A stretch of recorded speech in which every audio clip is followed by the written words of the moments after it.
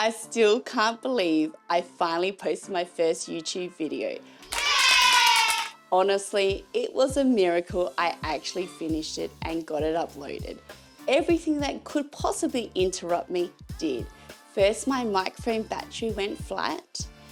Then the guy next door started up his very noisy leaf blower.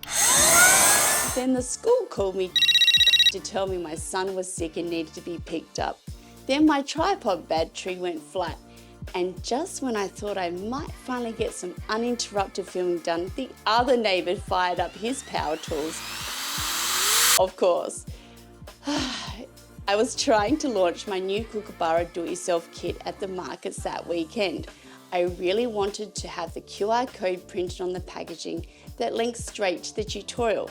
For that to happen, I needed the tutorial filmed, edited, and uploaded to YouTube to create the link. So Thursday and Friday became a complete race against the clock. I spent the days filming, refilming, and editing the tutorial as fast as I possibly could. Then once I finally had the video ready, I had to quickly update the packaging files I designed earlier and get them printed. I raced off to Officeworks at about 7:30 that night, leaving it right down to the wire to get everything printed.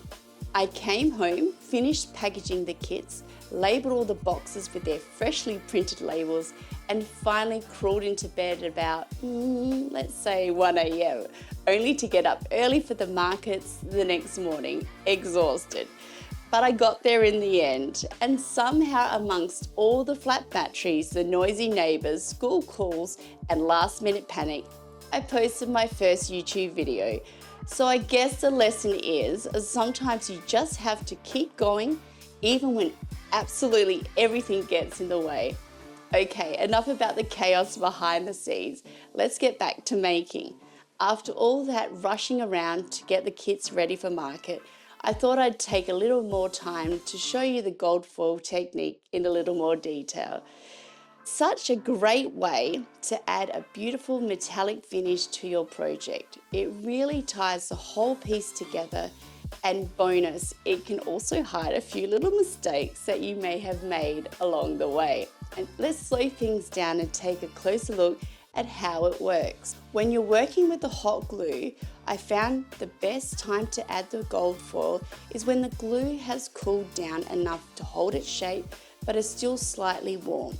You don't want it to be soft and squishy or really sticky. You want it firm, but just still slightly warm, enough for the foil to grab to it. I'll show you what I mean here using the Kookaburra. And I'll break it down into 3 sections. For this size Kookaburra, I find it works really well to work in 3 sections: the head, the body, and then the leaves. So I'll first do the glue on the head, then add the foil, then move to the body, and then finally the leaves. As I complete each section, I press and rub the foil firmly all the way around the glue. But I leave the foil in those little squares rather than trying to remove all the excess as I go. Once I've added all the foil, I let the whole piece cool down for about 5 to 10 minutes. Then I take it outside, put on my dust mask, and brush away all the excess gold foil. And that's when you really start to see it come together. The gold catches all those raised glued lines and gives the whole piece that beautiful finished look. And if you're interested in seeing how I actually made these kits from start to finish, I'll take you behind the scenes in the next video. Hope to see you there.